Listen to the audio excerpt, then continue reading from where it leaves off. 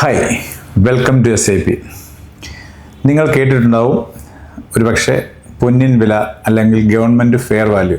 അപ്പം എന്താണ് government fair value എന്ന് പറയുന്നത്? വളരെ സിമ്പിളായിട്ട് പറയുകയാണെങ്കിൽ ഗവൺമെൻറ് ആ സ്ഥലത്തിൻ്റെ പ്രത്യേകത അനുസരിച്ച് ഗവൺമെൻറ് നിശ്ചയിക്കുന്ന വിലയ്ക്കാണ് ഫെയർ വാല്യൂ അഥവാ പൊന്നിൻ വില എന്ന് പറയുന്നത്.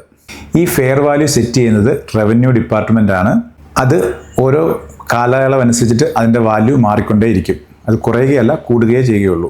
ഈ ഗവൺമെൻറ് ഫെയർ വാല്യൂ കാൽക്കുലേറ്റ് ചെയ്യുന്നത് അതിൻ്റെ ഏരിയ, റോഡിൻ്റെ അക്സസിബിലിറ്റി, പിന്നീട് നിയർ ബൈ ഇൻഫ്രാസ്ട്രക്ചർ, സ്കൂളുകൾ, അങ്ങനെയുള്ള കാര്യങ്ങളെ അടിസ്ഥാനപ്പെടുത്തിയാണ് ഗവൺമെൻറ് അതിന് ഫെയർ വാല്യൂ നിശ്ചയിക്കുന്നത്. സപ്പോസ് നിങ്ങൾ ഫെയർ വാല്യൂവിൽ താഴ്ന്ന ഒരു വിലയ്ക്കാണ് നിങ്ങൾ പ്രോപ്പർട്ടി ഡീൽ ചെയ്യുന്നതെങ്കിൽ കൂടിയും ആ സ്ഥലത്തിൻ്റെ ആ ഏരിയയുടെ ഫെയർ വാല്യൂ അനുസരിച്ചിട്ടുള്ള സ്റ്റാമ്പ് ഡ്യൂട്ടി നിങ്ങൾ ഗവൺമെൻറ്റിൽ അടയ്ക്കേണ്ടത് നിർബന്ധമാണ്. ഗവൺമെൻറ് ഇങ്ങനെ ഒരു ഫെയർ വാല്യൂ സെറ്റ് ചെയ്യുന്നത് ഒരു സ്റ്റാൻഡർഡൈസേഷൻ കൊണ്ടുവരാനും ഒരു ബെഞ്ച് മാർക്ക് സെറ്റ് ചെയ്യുന്നതിന് വേണ്ടിയാണ്. അതുകൂടാതെ ഒരു റവന്യൂ ജനറേഷന് വേണ്ടിയാണ്.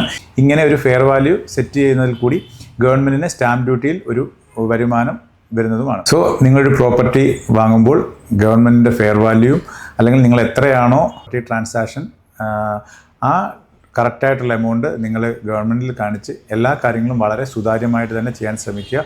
അങ്ങനെ ചെയ്താൽ നിങ്ങൾക്ക് ഒരുപാട് ടാക്സിലും മറ്റു ഒരുപാട് ഗുണങ്ങൾ ഉണ്ടാവും.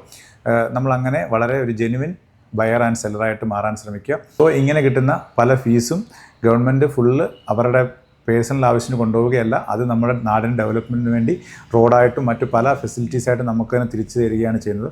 സോ നിങ്ങളും ഇങ്ങനെയുള്ള ഒരു തരത്തിലുള്ള കള്ളത്തരങ്ങളും കാണിക്കാതെ എല്ലാം വളരെ നേരായ രീതിയിൽ തന്നെ ചെയ്ത് നല്ലൊരു ഇൻവെസ്റ്റ് ആവാൻ ശ്രമിക്കുക.